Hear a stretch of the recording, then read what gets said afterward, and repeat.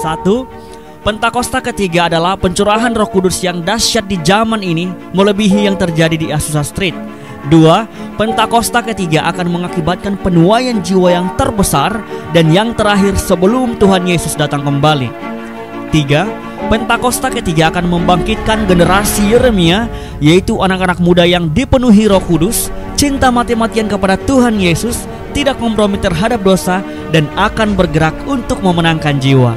4. Pentakosta ketiga lahir di Indonesia dan bergerak ke bangsa-bangsa. Gerakan ini dari timur ke barat dan akan kembali ke Yerusalem. 5. Pentakosta ketiga akan memberikan kuasa untuk menyelesaikan amanat agung, dan setelah itu Tuhan Yesus datang kembali.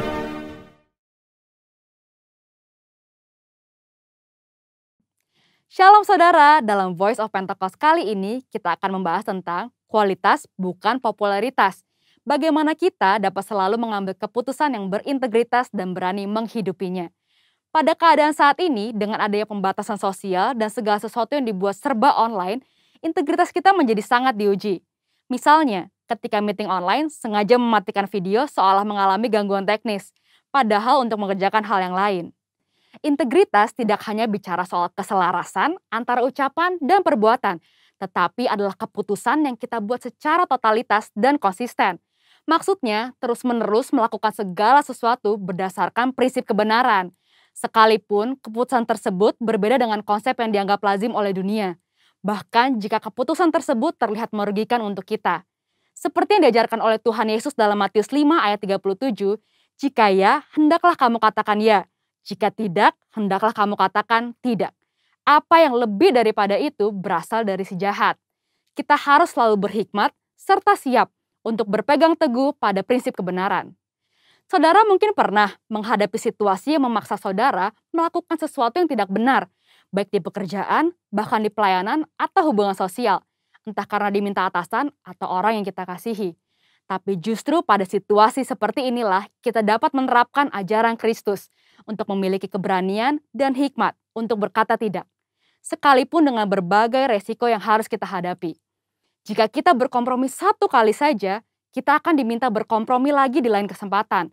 Lambat laun, kita akan menjadi terbiasa dan pada akhirnya tidak merasa lagi bahwa perbuatan tersebut salah. Setiap hari, kita dihadapkan oleh pilihan demi pilihan, tidak terkecuali tantangan dan godaan yang menguji ketaatan kita kepada Tuhan. Apa yang harus kita lakukan ketika tantangan atau godaan itu datang? Yang pertama, tidak larut dengan dunia. Di zaman postmodern ini, toleransi dibuat mengarah kepada kompromi yang berbeda dengan kebenaran Alkitab. Orang yang toleran selalu dianggap berpikiran luas, bebas, dan humanis. Sehingga orang percaya yang berani berdiri teguh dalam mempertahankan kebenaran firman Tuhan dalam kehidupan sehari-hari semakin berkurang. Kompromi pun sudah dianggap biasa di kalangan gereja yang dulu menekankan pentingnya ketaatan pada firman Tuhan. Keadaan ini mengingatkan akan kisah Daniel, seorang pemuda Israel yang mengalami pembuangan saat Yerusalem ditaklukkan oleh Babel. Pada saat itu, Raja Babel membawa Daniel dan orang-orang terbaik lainnya untuk diajar ilmu pengetahuan dan dibentuk karakternya. Mereka sangat diistimewakan dengan harapan orang-orang tersebut akan loyal kepada Babel. Namun, walaupun mendapatkan kehidupan yang enak dan masa depan yang cerah, Daniel tetap memilih untuk menjalankan perintah Tuhan. Dia tidak memakan makanan raja yang tidak sesuai dengan hukum Taurat.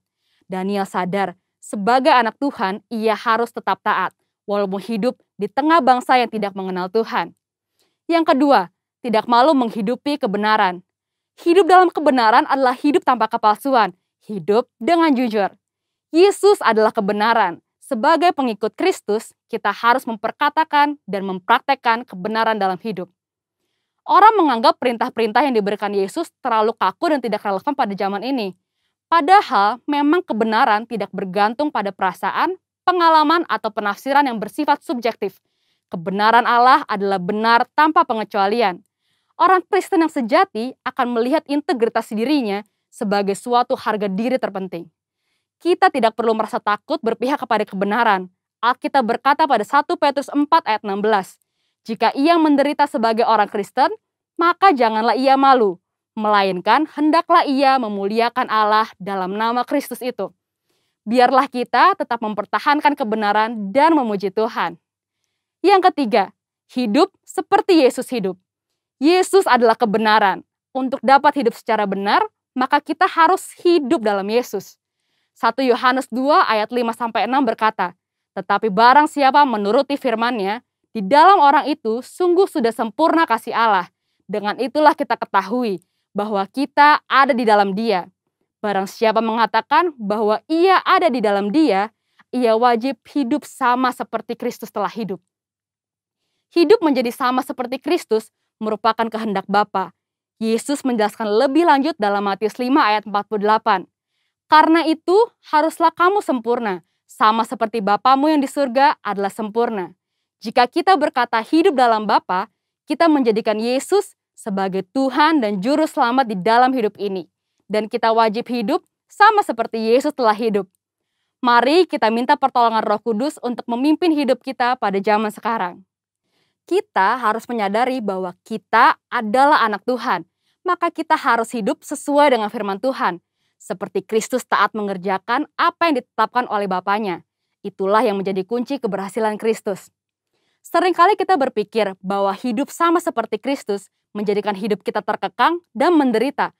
Padahal, jika kamu tetap dalam firman-Ku, kamu benar-benar adalah murid-Ku. Dan kamu akan mengetahui kebenaran. Dan kebenaran itu akan memerdekakan kamu. Seperti tertulis di Yohanes 8 ayat 31-32. Itulah sebabnya selama di bumi, Yesus tidak pernah menyia-nyiakan kesempatan yang ada. Fokus hidupnya terpusat hanya untuk melakukan kehendak Bapa. Jadi, jika kita mengikuti teladan Yesus, kita akan hidup seperti Dia. Ketika dunia menawarkan kita untuk jadi serupa sepertinya, kita harus berani mengambil keputusan yang berintegritas, yaitu dengan berkata tidak larut dalam dunia, tidak malu menghidupi kebenaran, dan yang terutama, hidup seperti Yesus telah hidup.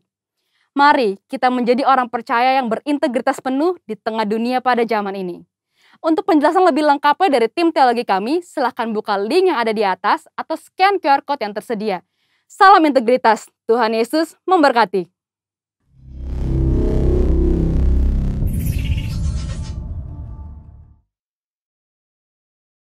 Haleluya, puji nama Tuhan. Shalom Bapak Ibu Saudara yang ada di rumah-rumah dimanapun saat ini berada. Saya percaya kita semua ada dalam kondisi baik-baik. Sebab kita punya Tuhan Yesus yang sungguh baik. Amin saudara. Biar hari-hari ini apapun yang terjadi Tuhan izinkan biar ada ucapan syukur. Kita berkata Tuhan Yesus itu sungguh baik. Sebab rancangan Tuhan adalah rancangan damai sejahtera atas setiap kita. Yang percaya kita berikan tepuk tangan bagi Tuhan Yesus yang dahsyat dan luar biasa. Haleluya, haleluya. Mari bersama-sama kita tundukkan kepala, kita akan berdoa untuk memulai ibadah kita hari ini. Kalau kami ada sebagaimana kami ada, kami hidup hari ini ya Tuhan. Kami tahu semua karena anugerah, kemurahan, berkat penyertaan-Mu dalam hidup kami. Ucapan syukur kami naikkan buat apapun yang terjadi atas hidup kami, keluarga kami, kota bangsa ini Bapa. Kami percaya semua mendatangkan kebaikan ya Tuhan. Sebab rancangan-Mu adalah rancangan yang penuh dengan damai sejahtera, penuh dengan harapan dalam hidup kami. Pujian sembah kami naikkan, kami rindukan lawatan Tuhan. Kuatkan, pulihkan, sembuhkan ya Tuhan. Saat kami memuji, menyembah di ibadah ini Bapa. Terima kasih Bapa, terima kasih. Di dalam nama Tuhan Yesus kami mulai ibadah kami. Yang siap berdoa, memuji, menyembah Tuhan. Mari bersama-sama kita katakan amin.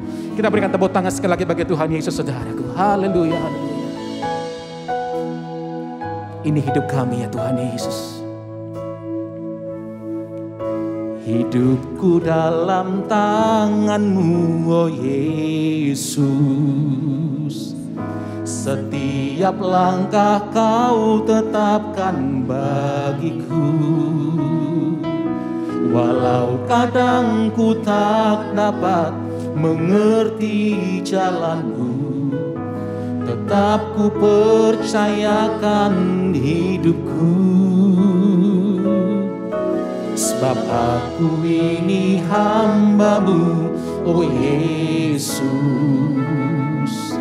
Jadilah padaku seturut firman-Mu.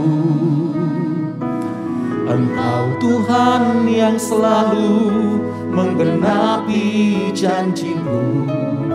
Rancangan-Mu terbaik bagiku. Yesus, ku percaya. Yesus, sungguh ku percaya. Rencanamu yang ajaib terjadi di dalamku. Yesus, sungguh ku percaya. Ini hidup kami di gereja-Mu ya Tuhan. Hidupku dalam tangan-Mu, oh Yesus. Setiap langkah Kau tetapkan bagiku. Walau kadang ku tak dapat mengerti jalan-Mu, tetap ku percayakan hidupku. Sebab aku ini hamba-Mu, oh Yesus. Jadilah padaku seturut firman-Mu. Engkau Tuhan yang selalu menggenapi janji-Mu. Rancangan-Mu terbaik bagiku. Mari sambil angkat tangan sama-sama katakan, Yesus, ku percaya. Yesus, sungguh ku percaya. Rencana-Mu yang ajaib, rencana-Mu yang ajaib terjadi di dalamku. Yesus, sungguh ku percaya. Kami percaya Tuhan. Yesus, ku percaya. Yesus, sungguh ku percaya. Rencana-Mu yang ajaib terjadi di dalamku. Yesus, sungguh ku percaya. Mari biar musik saja menaikkan pujian. Kita berdoa bersama-sama dari rumah-rumah saudara. Tuhan, terima kasih, kami bersyukur buat apapun yang kami alami, apapun yang terjadi hari-hari ini ya Tuhan. Yang kami percayai Bapa kami yang baik tidak pernah meninggalkan kami. Bapa kami yang baik selalu ada bagi kami, menggenapi setiap rencana-Mu dalam hidup kami Tuhan, menggenapi setiap janji-Mu dalam hidup kami. Oh Rabashakara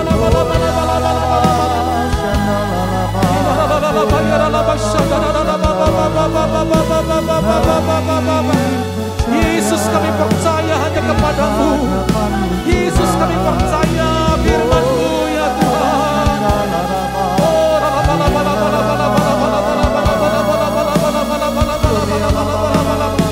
Dari rumah-rumah saat ini angkat kedua tangan-Mu saudara.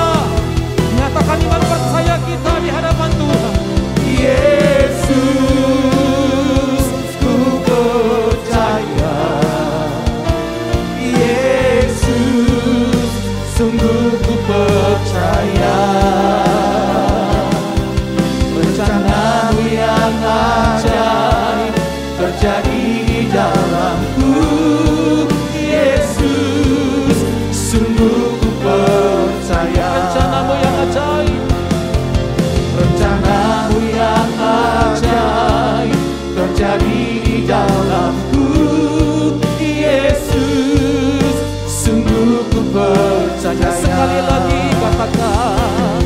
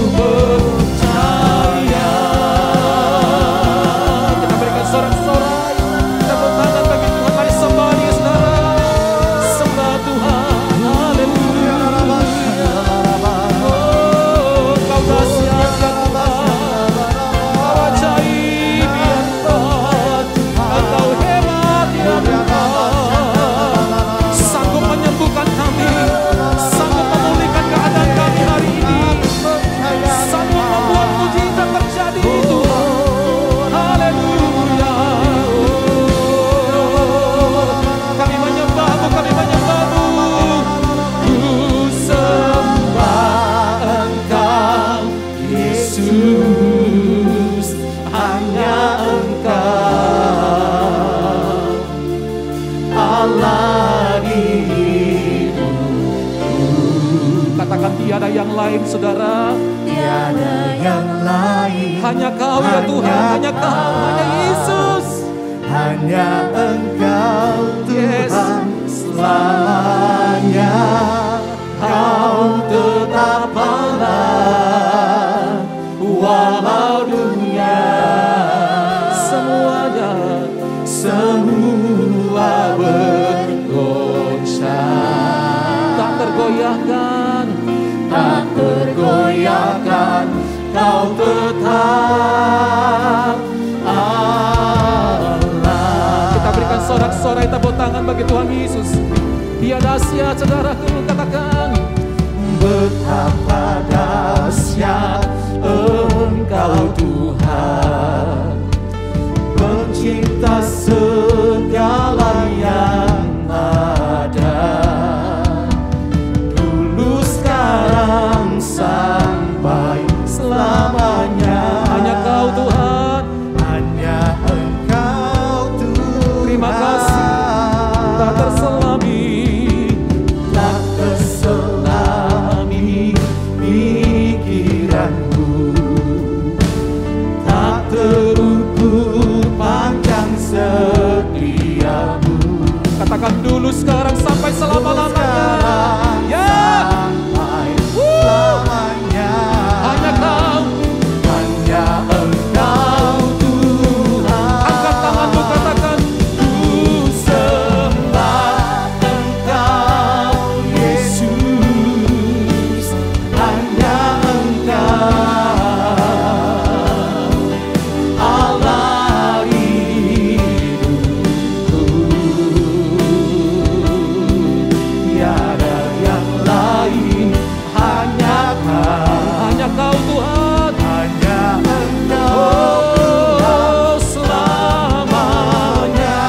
Kau tetap Allah, walau dunia Semuanya semua bergoncang, tidak pernah tergoyahkan Engkau Tuhan dalam hidup kami. tergoyahkan. Kau tetap Tak tergoyahkan. tak tergoyahkan. Kau tetap Tak tergoyahkan ya Tuhan. tak tergoyahkan. Kau tetap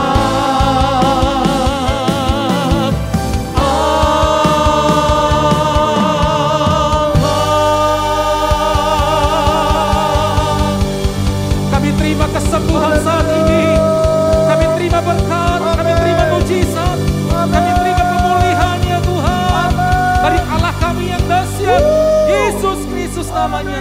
Segala pujian, hormat, kemuliaan hanya layak bagi namamu sekarang dan sampai selama-lamanya. Engkau dahsyat, Engkau hebat Tuhan. Di dalam nama Tuhan Yesus, haleluya. Sama-sama kita katakan, amin. Berapa banyak pagi hari ini Bapak Ibu yang siap untuk memuji Tuhan. Sebab kita percaya kita punya Allah yang hebat, Allah yang dahsyat ada bersama-sama dengan kita hari ini. Beri sorak-sorai bagi Allah kita yang dahsyat. Mari angkat suara kita hari ini di hadapan Tuhan. Mari mulai menari bagi Allah kita yang perkasa. Yeay. Sama-sama. berkuasa di bumi di surga, bertata dalam kemuliaan. Dialah Tuhan Allah kita, namanya berkuasa, pembebas umatnya. Betapa hebat, betapa kuat, dahsyatnya Allah kita. Amin. Dia berjaya atas semua perbuatannya. Betapa hebat, betapa kuat, dahsyatnya Allah kita. Dia ternama Yesus Raja segala raja, Tuhan Allah kita. Mari dengan lebih lagi kita angkat pujian ini di hadapan Tuhan. Dia Allah yang berkuasa di bumi di surga. Yeay. Sama-sama nyanyikan dengan iman.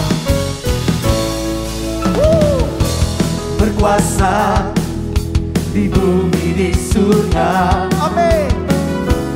Bertata dalam kemuliaan.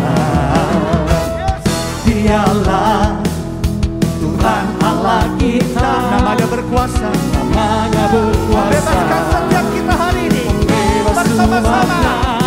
Betapa hebat, betapa kuat, dahsyatnya Allah kita. Dia Allah yang berjaya, Dia berjaya atas semua perbuatannya. Amin. Betapa hebat, betapa kuat, dahsyatnya Allah kita. Dia ternama Yesus Raja segala raja, Tuhan Allah kita. Mari sama-sama hari ini apapun keadaan kita, dengan iman kita mau katakan, Dia Allah yang hebat, Dia Allah yang kuat atas setiap kita hari ini. Dia Allah yang sanggup membebaskan setiap kita hari ini. Amin. Terima kasih Tuhan. Hari ini kami dengan iman mau katakan, mari angkat tangan kita di hadapan Tuhan Bapak Ibu. Dengan iman katakan, betapa hebat, betapa kuat, dahsyatnya Allah kita. Amin. Dia berjaya atas semua perbuatannya. Betapa hebat, betapa hebat, betapa kuat, dahsyatnya Allah kita. Dia ternama Yesus Raja segala raja. Betapa hebat, betapa kuat, dahsyatnya Allah kita. Amin. Dia berjaya atas semua perbuatannya. Betapa hebat, betapa hebat, betapa kuat, dahsyatnya Allah kita. Dia ternama Yesus Raja segala raja, Tuhan Allah kita. Tuhan Allah kita. Dengan iman sekali katakan, Tuhan Allah kita. Tuhan Allah kita. Sorak-sorai bagi Allah kita yang dahsyat.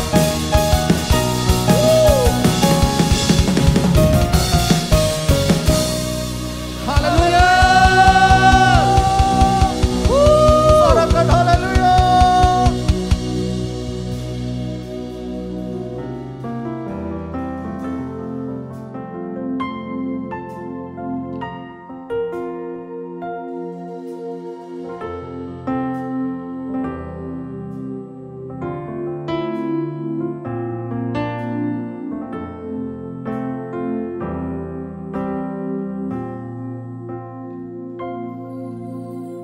Yang terutama di dalam hidup ini, meninggikan nama Yesus.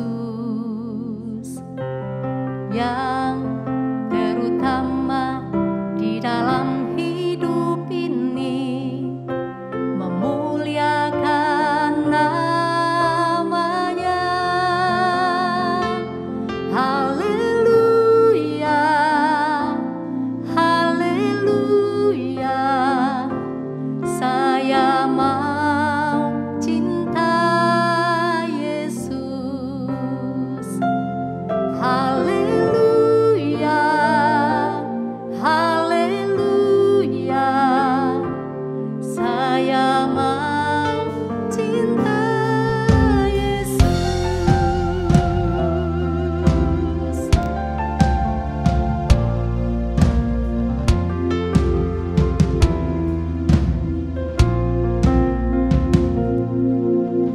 Yang terutama di dalam hidup ini, meninggikan nama Yesus.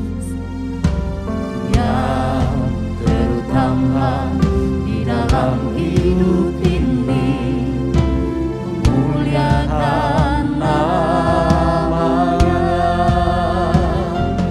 Haleluya, haleluya, saya mau cinta Yesus. Haleluya,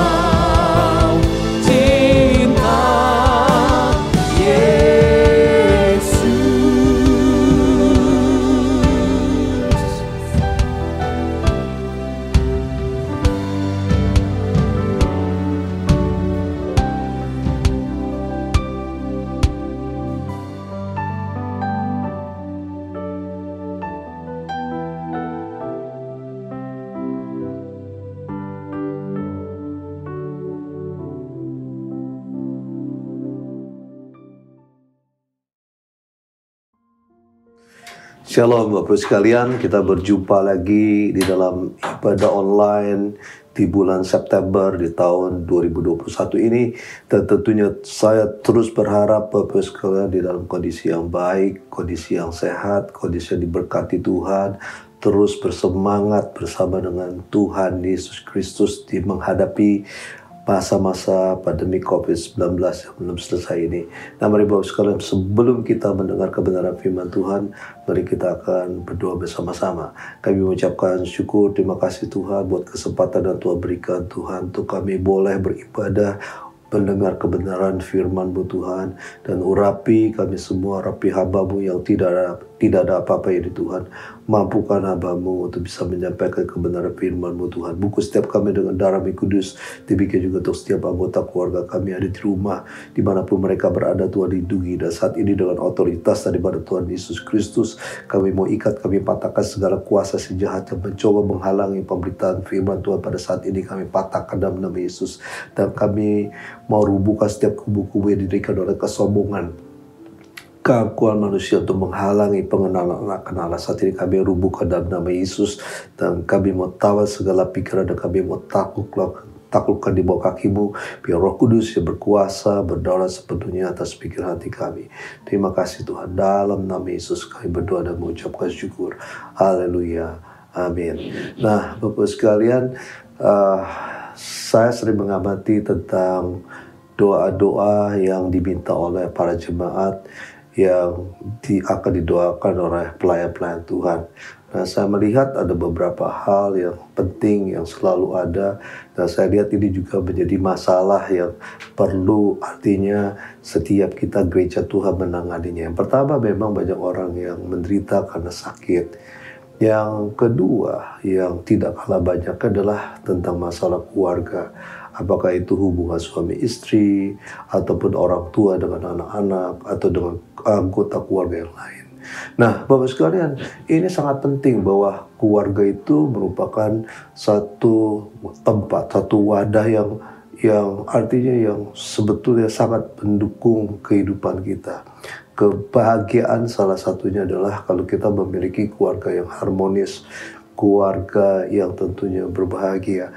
Nah, Bapak sekalian, tapi kalau kita lihat banyak sekarang ini justru karena mungkin masa pandemik COVID-19 ya, di mana sering bertemu, lalu bertemunya di ruang lingkup yang sangat sempit, lalu sering juga karena tekanan, karena persoalan yang ada, sehingga masing-masing agak sensitif, sehingga menimbulkan artinya komunikasi yang tidak baik, hubungan yang tidak baik antara anggota keluarga yang ada. Nah, Bapak sekalian dengar firman Tuhan berkata, dikatakan kerajaan yang terpecah-pecah, bahkan juga rumah tangga yang terpecah, dikatakan tidak akan bertahan. Nah, itu sebabnya betapa pentingnya keluarga ini ya buat kita semua.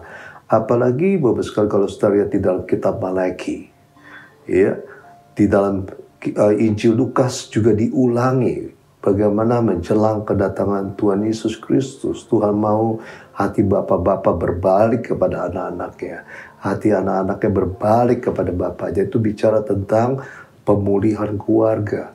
Tuhan bilang kalau tidak terjadi, aku akan memukul bumi hingga musnah. Nah, ini sesuatu yang serius Bapak sekalian tentang keluarga ini. Karena apa Bapak sekalian, kalau kita melihat di dalam Alkitab, manusia diciptakan laki-laki dan wanita untuk membangun satu keluarga yang kuat. Tuhan bilang, aku memberkati engkau, beranak cuculah, bertambah banyak, dikatakan, dan kuasailah bumi, berkuasalah atas semua binatang. Jadi di mana kita diciptakan untuk membentuk keluarga tentunya yang kuat. Untuk kita ini bisa tidak hanya bertahan, tetapi kita akan menjadi sesuatu yang panutan buat orang-orang yang lain. Nah, itu sebabnya Bapak sekalian penting artinya memiliki keluarga yang baik. Nah, saya percaya Bapak sekalian setiap kita semua merindukan memiliki keluarga yang berbahagia, keluarga yang kuat, keluarga yang harmonis. Tetapi bagaimana sekarang caranya untuk bisa mendapatkan itu? Saya ingat Bapak sekalian seperti firman Tuhan katakan di dalam Mazmur 127, kalau bukan Tuhan yang membangun rumah, sia-sialah orang yang membangunnya. Jadi kita lihat betapa pentingnya peran Tuhan. Satu, dan juga bagian kita, peran kita. Untuk kita sama-sama menciptakan keluarga yang berbahagia tersebut. Jadi orang menikah bukan secara otomatis akan mendapatkan keluarga yang berbahagia, tetapi harus ada usaha, ada sesuatu yang harus kita lakukan. Nah, mari Bapak sekalian, saya mau ajak Bapak sekalian kita lihat kebenaran firman Tuhan ini, ya. Di dalam kitab Yosua pasal yang ke-24 ayat 15, ya, ini satu tantangan yang diutarakan oleh Yosua kepada bangsa Israel. Ya, betapa pentingnya artinya memiliki komitmen dengan Tuhan. Ini penting. Keluarga bisa diberkati, keluarga bisa bertumbuh, keluarga bisa berbahagia kalau setiap anggota keluarga itu punya komitmen dengan Tuhan sungguh-sungguh. Nah, dikatakan begini, ya, di dalam Yosua pasal ke-24 ayat 15, tetapi jika kamu anggap tidak baik untuk beribadah kepada Tuhan, pilihlah pada hari ini kepada siapa kamu akan beribadah. Allah yang kepadanya nenek moyangmu beribadah di seberang sungai Efrat, atau Allah orang Amori yang negerinya kamu diam ini. Tetapi aku dan seisi rumahku, kami akan beribadah kepada Tuhan. Yosua mengambil keputusan bahwa dia dan keluarganya akan beribadah kepada Yesus Kristus Tuhan. Nah, ini yang penting. Nah, Bapak sekalian, karena apa Bapak sekalian? Nah, ada seorang profesor namanya Nick Stinnett, ya. Dia itu chairman of the Department of Human Development and the Family at the University of Nebraska at Lincoln. Dia ini mengadakan satu proyek riset yang sangat luar biasa dengan sampel dengan keluarga, artinya dari 3.000 keluarga yang di riset. Bagaimana mereka menjadi keluarga yang kuat, keluarga yang berbahagia, keluarga yang luar biasa. Nah, hasil riset ini Bapak sekalian menjadi adalah bukti bagaimana keluarga yang artinya punya komitmen yang sungguh-sungguh dengan Tuhan, itu akan menjadi keluarga dahsyat, keluarga yang luar biasa. Nah, Bapak sekalian, di dalam Di dalam pernah ada satu orang mengadakan satu riset Bapak sekalian ya, bagaimana ada seorang yang bernama Max, dia tinggal di New York ya, dia tapi tidak beribadah kepada Tuhan. Nah, berdasarkan sejarah keturunannya itu ada 1026 orang keturunannya.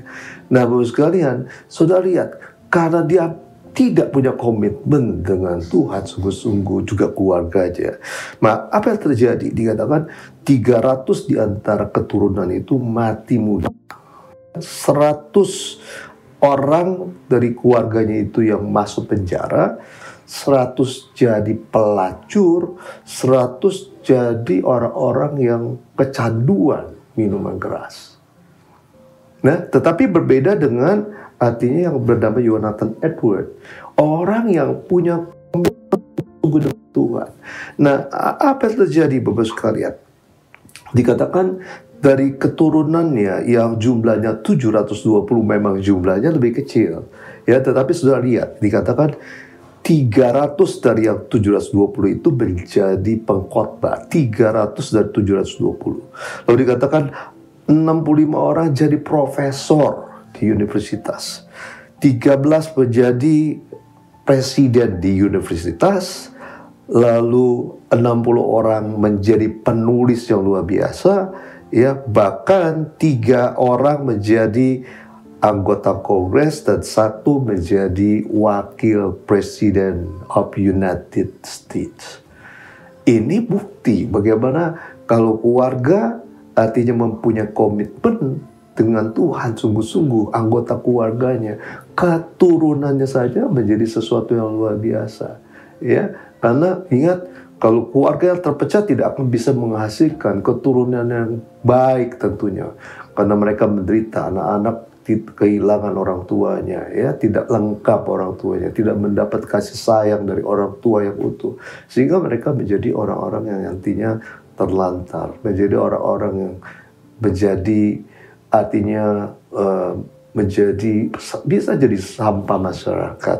Nah, Bapak sekalian, di dalam artinya Alkitab kita, ya, di dalam Alkitab kita itu diajarkan bagaimana supaya ini yang namanya komitmen terhadap Tuhan itu terjadi. Karena apa? Tanpa kita memiliki komitmen kepada Tuhan, Tuhan tidak bisa bekerja di dalam rumah tangga kita. Nah, di dalam Filipi pasal kedua ayat yang pertama, sudah lihat betapa pentingnya ini di dalam kehidupan kita. Orang yang komitmen terhadap keluarga itu akan mengerti bagaimana pentingnya ayat firman Tuhan ini. Ya, Filipi pasal yang kedua ayat yang pertama, ya, Filipi pasal kedua ayat yang pertama dikatakan begini. Jadi karena dalam Kristus dikatakan ada nasihat, ada penghiburan kasih, ada persekutuan roh, ada kasih mesra, dan belas kasihan. Saudara dengar baik-baik. Jadi karena dalam Kristus, tidak di yang lain. Jadi saudara, kenapa kita penting komitmen dengan Tuhan? Karena dikatakan, karena dalam Kristus ada nasihat, ada penghiburan kasih, ada persekutuan roh, ada kasih mesra dan belas kasihan. Jadi kalau orang komitmen dengan Tuhan, Bapak sekalian, itu tuh ada yang namanya kasih yang melimpah di dalam kehidupan pribadinya dan juga keluarganya. Nah, itulah sebabnya Bapak sekalian, baik individu maupun semua anggota keluarga harus bersama-sama memiliki komitmen dengan Tuhan. Nah, bagaimana caranya Bapak sekalian? Saudara harus punya artinya pribadi. Orang tua, papa, mama, anak-anak, sebuah anggota keluarga, semuanya sungguh-sungguh beribadah dengan Tuhan. Sungguh-sungguh mengasihi Tuhan. Sungguh-sungguh memuji, menyembah Tuhan. Sungguh-sungguh membaca, merenungkan firman Tuhan. Karena apa?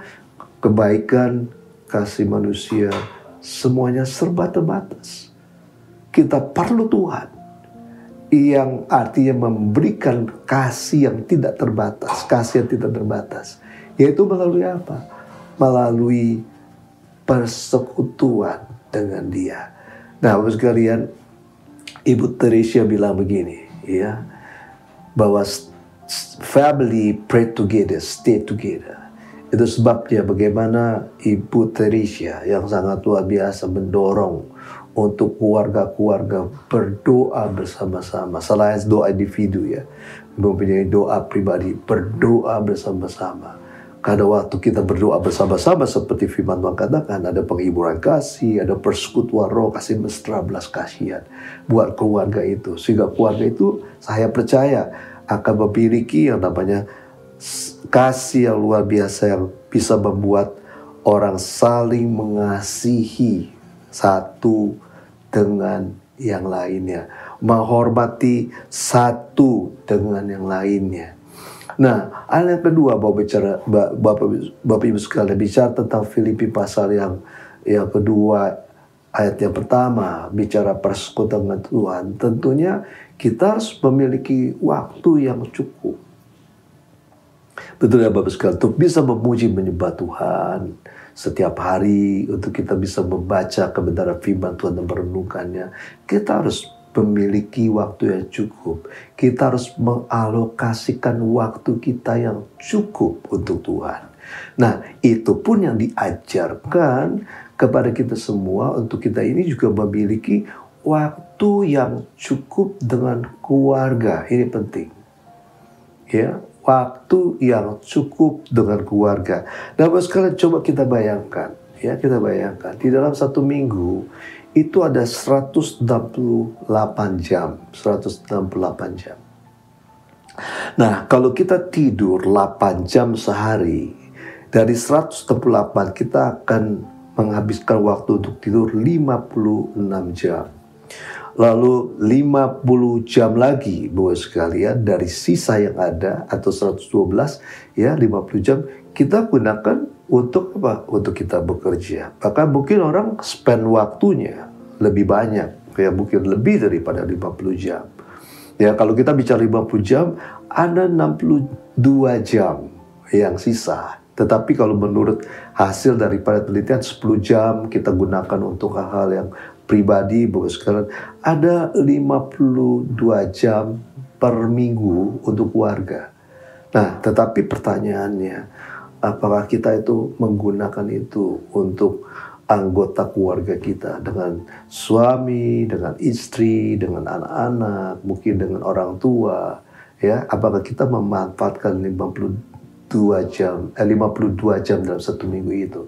Nah, Bapak sekalian, saya percaya Bapak sekalian di dalam masa pandemik COVID-19 ini, Tuhan ini mau tuh membawa, ya, bagaimana setiap kita ini yang tadinya sibuk dengan pekerjaan, sibuk dengan segala sesuatu, kita lupa betapa pentingnya kita meluangkan waktu kita ini untuk keluarga kita. Ya, itu sebabnya Bapak sekalian, jadilah pandemi COVID-19. Kita tidak bisa pergi lagi kantor lagi seperti biasanya, menghabiskan waktu di luar, hangout dengan teman-teman. Tetapi saya percaya kita banyak waktu di rumah.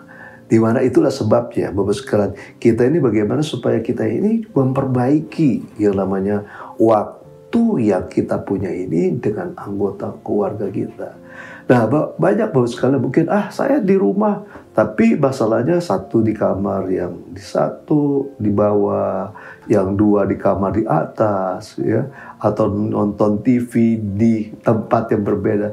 Itu bukan ngumpul. Yang kumpul yang bersama-sama, waktu yang cukup keluarga adalah bagaimana bisa kita ini bercengkrama, ya, bisa melakukan aktivitas mungkin olahraga bersama, bisa makan bersama setiap hari, bisa berbicara, bisa berdiskusi bersama-sama. Itu adalah perlu, sangat diperlukan. Bagaimana anggota keluarga ini memiliki waktu yang cukup, waktu yang efektif dengan anggota keluarga kita. Nah, kalau Bapak sekalian, dari sekian banyak jam per minggu yang sebetulnya kita miliki, tapi kita kurang memperhatikan, kita kurang memanfaatkan waktu itu untuk keluarga. Inilah waktunya buat saudara saya mau meluangkan waktu itu untuk keluarga. Saya percaya, wah, ini sesuatu yang sangat-sangat luar biasa. Bagaimana keluarga-keluarga akan bisa pulih, ya, bisa menikmati segala sesuatu dengan bersama-sama. Kalau ada yang lemah, ada yang kekurangan, ada yang mungkin yang sakit, ada yang mungkin yang lagi putus pengharapan. Dan di dalam waktu keluarga bersama-sama, saya percaya itu pasti bisa dipulihkan, saling menopang, saling menguatkan satu dengan yang lain. Nah, sekalian, betul, kesaksian yang artinya buat saya alami dengan apa yang terjadi di pandemi COVID-19. Selain saya punya komitmen, ya, dengan semua anggota keluarga untuk membangun mesbah keluarga setiap hari, tetapi kita punya waktu yang sangat-sangat cukup sekarang untuk kita bisa main bersama, ya, bisa bicara bersama, bisa jalan-jalan, artinya di dalam lingkup yang terbatas, membuskan bersama-sama. Ya, itu sesuatu yang luar biasa. Kita bisa mengerjakan tugas di rumah bersama-sama. Itu saya percaya Tuhan sangat menginginkan ini. Nah, hal yang ketiga, Bapak sekalian, di dalam waktu kita bersekutu dengan Tuhan tidak terlepas dengan yang namanya komunikasi. Bagaimana saudara saya waktu bersekutu dengan Tuhan, sebetulnya kita berkomunikasi dengan Tuhan. Kita bercakap-cakap dengan Tuhan. Kita diajarkan di situ untuk mengungkapkan apa yang menjadi isi hatinya kita kepada Tuhan. Apa yang menjadi pergumulan kita kepada Tuhan. Apa yang menjadi doa-doa kita kepada Tuhan. Nah, itu pun yang Tuhan ajarkan hari-hari ini dalam keluarga, bagaimana komunikasi itu sangat-sangat penting. Nah, Bapak sekalian, ada seorang dokter namanya David Mays. Itu past president of American Association of Marriage Counselor. Ya, dia katakan begini, komunikasi yang buruk adalah problem yang paling utama di dalam pernikahan. Ya, 86% pernikahan itu problemnya adalah komunikasi. Karena masing-masing orang, ya mungkin kalau sudah menikah, kamu kan masih tahu tentang saya, pikiran saya, keinginan saya, kemauan saya, ya tanpa saya harus ngomongin, kamu harus sudah ngerti. Pasti tidak demikian, Bapak sekalian. Komunikasi itu seperti, Bapak sekalian, komunikasi itu bicara tentang kasih kita, perhatian kita kepada yang lain. Itu seperti di dalam tubuh kita itu the blood, darah yang terus mengalir. Kalau komunikasi itu terputus, maka Bapak sekalian tentunya kasih itu juga terputus. Hubungan satu yang lain juga akan menjadi rusak karena komunikasi yang buruk. Nah, itu sebabnya Bapak sekalian, bagi setiap kita, Bapak sekalian, hari-hari ini, ya, di dalam keluarga, mari kita membangun komunikasi yang juga baik. Kalau saudara bayangkan waktu di dalam masa-masa pengenalan atau waktu bahasa dunia pacaran, saudara lihat berapa banyak waktu yang kita keluarkan, yang kita luangkan untuk kita bisa berkomunikasi satu yang lain.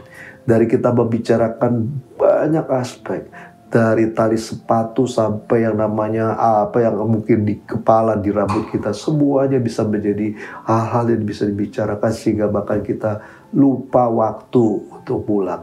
Nah, kenapa itu tidak terjadi lagi di dalam satu keluarga? Suami istri bisa bercakap-cakap, bisa berdiskusi, berkomunikasi dengan baik. Orang tua dengan anak-anak, ya, kita dengan mungkin mertua dengan orang tua kita masing-masing. Nah, Bapak sekalian, mari Bapak sekalian kita membangun itu kembali. Nah, Bapak sekalian, ada hal yang perlu kita mengerti di dalam artinya komunikasi ini adalah bahwa komunikasi tidak lepas artinya untuk kita mengenal, artinya pasangan kita, seperti kita komunikasi dengan Tuhan, artinya kita diharapkan, Tuhan mengharapkan kita mengenal Dia lebih lagi, apa yang menjadi kehendaknya, apa yang menjadi kemauannya, apa yang menjadi keinginan Tuhan, apa yang menjadi perintah Tuhan.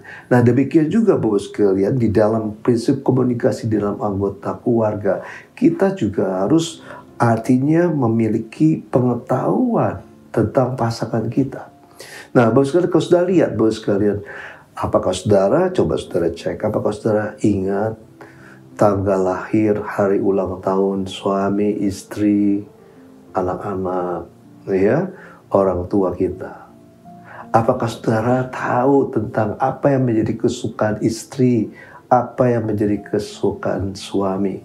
Nah, Bapak sekalian, saya kadang-kadang istri saya bilang begini ya, saya kan selalu kalau ada makanan saya suka tawarkan istri saya, terutama bukan terutama, maksud saya begini, kalau saya misalkan minum susu ya, minum susu, lalu saya bilang, Vin, nggak mau minum susu. Aduh, kamu sudah bertahun-tahun kan sudah tahu bahwa saya tidak suka susu, ya kan? Jadi sekalian, jadi itu ada sesuatu yang artinya komunikasi, yang artinya perlu yang kita ketahui, artinya perlu mengetahui ya apa yang disukainya, apa yang makanan kesukaannya. Kalau saudara tidak tahu itu, saudara akan membeli, menyediakan atau menghadiahkan sesuatu yang sebetulnya tidak merupakan kesenangannya, malah yang dia tidak suka. Nah, selanjutnya Bapak sekalian, kita juga bisa bicara tentang apa yang menjadi warna kesayangannya, apa yang menjadi program TV kesayangannya, apa yang menjadi kesukaan yang namanya olahraga pasangan kita. Itu Bapak sekalian, semua itu bentuk komunikasi yang harus kita miliki.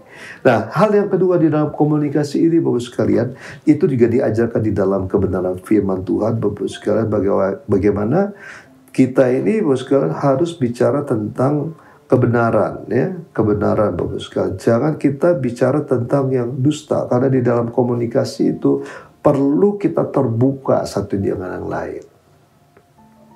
Perlu terbukaan satu yang lain.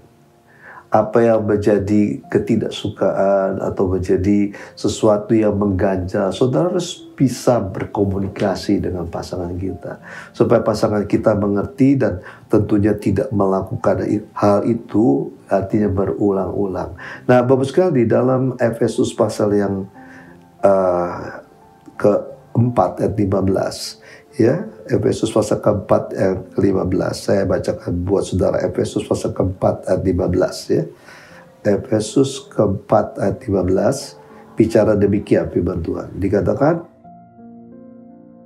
tetapi dengan teguh berpegang kepada kebenaran di dalam kasih, kita bertumbuh di dalam segala hal ke arah Dia. Saya ulangi, tetapi dengan teguh berpegang kebenaran. Kebenaran sesuatu yang lawannya dusta, lawannya kebohongan. Kalau kita bicara tentang the truth, kebenaran, maka dikatakan kita akan bertumbuh dalam ke arah Dia. Nah, orang yang terbuka akan membawa sesuatu kondisi keadaan yang tentunya akan jauh lebih baik ya, ketimbang kita harus berdusta berbohong kepada pasangan kita. Nah, Bapak sekalian, lalu kita juga Bapak sekalian, hal yang selanjutnya, bahwa di dalam komunikasi itu Bapak sekalian, maka kita harus mengerti bahwa setiap saudara saya ini harus menjadi good listener atau pendengar yang baik. Ya, komunikasi berantakan, komunikasi bisa jadi tidak baik karena kita selalu menginginkan orang lain mendengar apa yang maksud perkataan kita, apa yang kita mau. Ya, tanpa memperdulikan apa yang pasangan kita katakan kepada kita. Ya, dia belum selesai bicara, kita sudah mengomentarinya. Ya, dan hal yang demikian sudah bisa lihat akan merusak segala sesuatu yang namanya bicara di dalam keluarga itu. Nah, Bapak sekalian, itulah sebabnya Tuhan tuh pernah mengutarakan ini kepada orang-orang Farisi. Dikatakan, aku memberikan kepada mereka dalam bentuk perumpamaan, supaya apa? Mereka melihat, mereka nggak nangkap nih. Mereka dengar, tapi mereka tidak mengerti. Itu sebabnya Bapak sekalian, mari kita menjadi good listener, ya, mendengar, memberikan kesempatan untuk yang namanya pasangan kita, anak-anak kita, siapapun juga, untuk mereka mengutarakan apa yang menjadi masalah, persoalan, apa yang mereka mau sampaikan, ya. Baru setelah itu memahaminya, sudah mendengar secara baik, baru kita bisa mengomentari atau memberikan masukan. Nah, hal yang selanjutnya di dalam komunikasi itu, bahwa yang penting adalah mari kita mulai belajar membicarakan hal yang positif. Hal yang positif itu akan jauh lebih baik kita bicarakan ketimbang dengan hal-hal yang negatif pasangan kita. Kalau kita mengutarakan kelemahan pasangan kita, Bapak sekalian, apa yang terjadi? Pasangan kita tidak akan bisa menerima ya apa yang kita utarakan. Mungkin dia marah, dia bikin sebel, Bapak sekalian. Apalagi banyak orang, Bapak sekalian, kalau sedang artinya bertengkar lalu menyamakan istri atau suaminya dengan orang tuanya. Wah, saya banyak dengar. Bagaimana dengan mengutarakan hal demikian, beberapa hal yang negatif, justru membuat artinya hubungan satu dengan yang lainnya rusak. Hubungan menjadi yang tidak baik. Kalau kita bicara tentang positif seseorang, beberapa itu kita juga bicara bahwa hal-hal yang baik akan terjadi di dalam kehidupannya tentunya. Nah, mari Bapak sekalian, saya ajak Bapak sekalian untuk kita ini di dalam masa-masa sekarang ini memiliki spiritual komitmen dengan Tuhan. Itu harus jadi pilihan kita. Semua anggota keluarga, dia mulai harus lihat, oh iya, di saya kurang nih. Mesbah keluarga saya kurang. Individu saya, doa saya pribadi kurang. Ya, mesbah pribadi saya kurang. Mulai. Jangan tunggu besok, tetapi ambil keputusan. Saya mau berkomitmen dengan Tuhan sungguh-sungguh. Itu yang menjadi dasar segala sesuatu yang membuat keluarga bisa kuat, keluarga berbahagia, keluarga diberkati. Yang kedua, Bapak sekalian, saudara harus ingat, Bapak sekalian harus punya waktu yang cukup untuk keluarga. Itu artinya kita memperhatikan, kita artinya memiliki kasih kepada mereka. Kita artinya be aware dengan apa yang sedang orang-orang di anggota keluarga kita ini sedang hadapi semuanya. Dan yang ketiga, bicara tentang komunikasi yang baik, ya, harus dimiliki oleh setiap anggota keluarga, sehingga keluarga ini akan menjadi keluarga yang tentunya berbahagia, keluarga yang harmonis. Nah, mari Bapak sekalian, saya ajak Bapak sekalian untuk kita berdoa bersama-sama.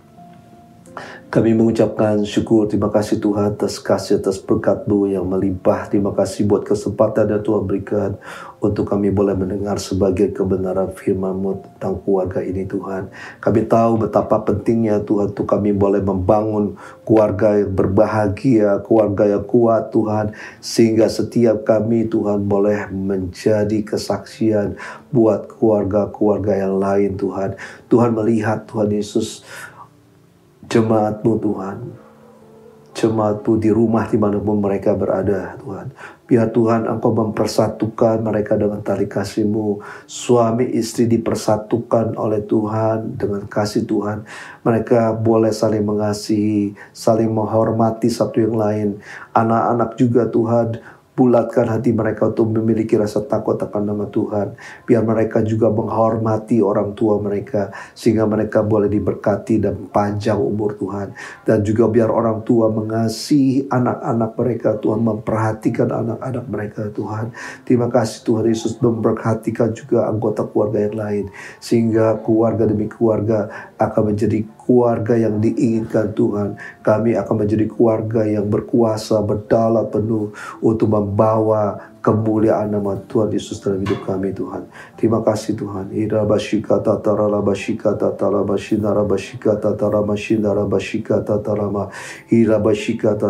Terima kasih Tuhan. Terima kasih Tuhan. Nah, mari Bapak sekalian, kita akan memasuki perjamuan kudus. Saya undang Bapak sekalian untuk mempersiapkan roti dan anggur ya untuk perjamuan kudus ini. Mari Bapak sekalian, kita persiapkan roti dan anggur. Nah, sambil itu mari kita juga berdoa bersama-sama. Kita mengingat kebaikan kasih Tuhan buat kita semua. Allah kita adalah Allah yang maha baik, Allah yang setia, Allah yang mau berkorban buat saudara saya. Ya, mari Bapak sekalian, kita akan berdoa. Saudara persiapkan, ya, perjamuan kudus saudara. Terima kasih buat kesempatan ini Tuhan, kami akan masuk di dalam perjamuan kudus Tuhan. Tuhan tolong kami Tuhan. Siapakah kami ini sebelum kami bertobat menerima Engkau menjadi Tuhan dan Juru Selamat? Bukankah kami orang-orang berdosa dan kami tahu Tuhan upah dosa adalah maut, kematian yang kekal. Tetapi karena kebaikan kasih-Mu, Kau datang 2000 tahun yang lalu, Engkau rela Tuhan menderita bahkan mati di kayu salib untuk menanggung dosa-dosa kami. Itulah sebabnya waktu kami bertobat menerima Engkau menjadi Tuhan dan Juru Selamat, dosa kami diampuni. Kami yang harusnya masuk ke dalam kematian kekal, beroleh hidup yang kekal bersama dengan Tuhan Yesus Kristus. Terima kasih Tuhan, terima kasih Tuhan, terima kasih Tuhan. Nah saudara, mari sebelum kita memasuki perjamuan kudus ini, biar kita melihat keadaan kita masing-masing. Kalau ada dosa, ada kesalahan yang masih kita lakukan sampai hari ini, kalau mungkin ada di antara saudara suami istri atau orang tua dengan anak-anak yang punya ganjalan, punya persoalan, mari datang kepada Tuhan. Mari datang kepada Tuhan, minta ampun sama Tuhan, supaya saudara boleh dipulihkan oleh Tuhan. Jangan biarkan keluarga saudara hancur, jangan biarkan keluarga saudara menderita, jangan biarkan keluarga saudara diporak-porandakan oleh iblis. Mari datang kepada Tuhan, minta ampun sama Tuhan, sungguh-sungguh minta ampun sama Tuhan, biar saudara boleh saling mengasihi, saling memaafkan, saling mengampuni dengan yang lain, dan saudara membangun mesbah keluarga bersama-sama dengan Tuhan. Dan saya percaya waktu saudara punya komitmen dengan Tuhan sungguh-sungguh, ada pemulihan yang terjadi. Mari Bapak sekalian, saudara minta ampun sama Tuhan, minta ampun sama Tuhan. Baik suami istri, kalau ada yang tidak setia, saudara tidak setia kepada pasangan saudara, minta ampun sama Tuhan.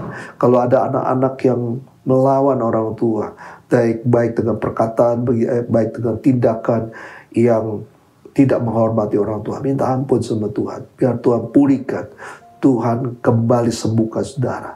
Ira bashika tatarala bashika tatara bashinara balaba hika tatarala bashinara bashika tarala balaba.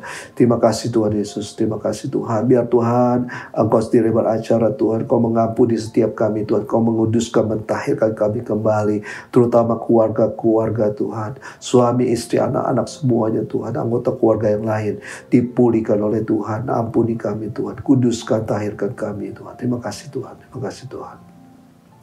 Mari kita akan masuk di dalam perjamuan kudus. Sebab apa yang telah aku teruskan kepadamu telah aku terima dari Tuhan, yaitu bahwa Tuhan Yesus pada malam waktu Ia diserahkan mengambil roti. Mari jemaat yang dikasih Tuhan, kita angkat roti di tangan kanan kita tinggi-tinggi. Dan sesudah itu Ia mengucapkan syukur atasnya. Ia memecah-mecahkan dan berkata, inilah tubuhku yang diserahkan bagi kamu, perbuatlah ini menjadi peringatan akan aku. Jemaat yang dikasih Tuhan, bukankah roti yang kita pecah-pecahkan adalah persekutuan dengan tubuh Kristus? Mari kita memakan dalam nama Yesus.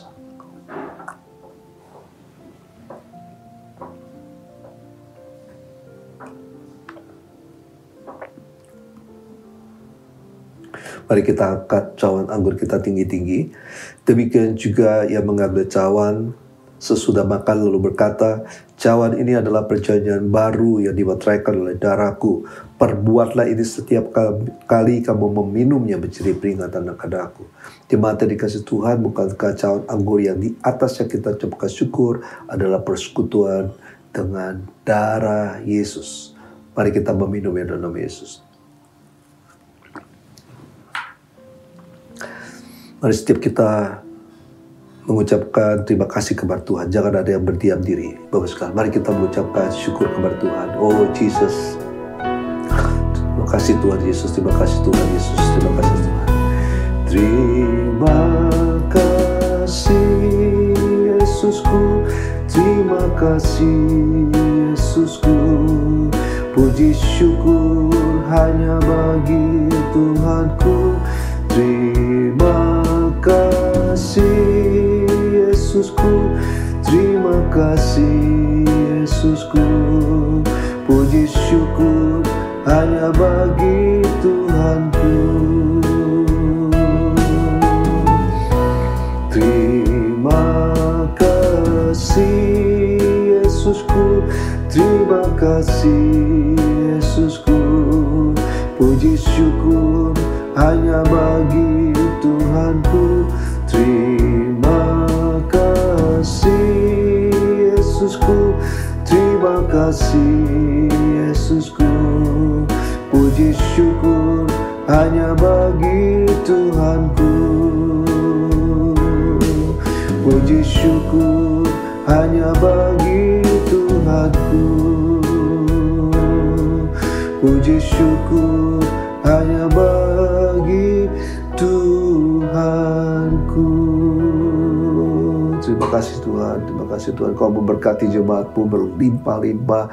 Mereka yang bekerja, yang berusaha, berkati terus Tuhan Yesus. Walaupun masa pandemi COVID-19, hamba-Mu percaya Tuhan sanggup memberkati mereka Tuhan. Melimpahkan dengan berkat yang berlimpah-limpah. Demikian juga anak-anak sekolah minggu, anak-anak yang sekolah, anak-anak yang kuliah, semua diberkati Tuhan.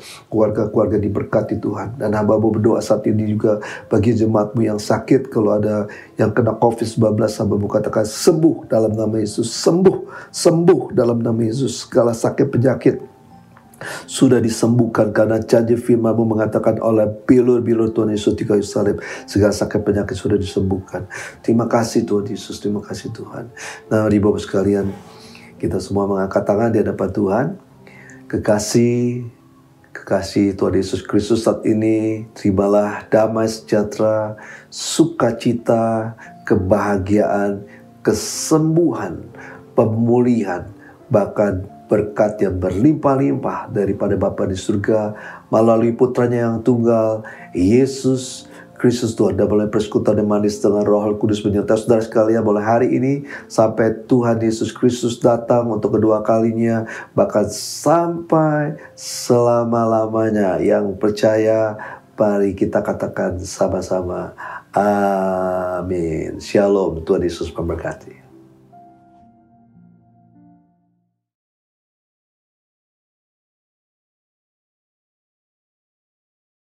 Mazmur 91 ayat 1 sampai 16.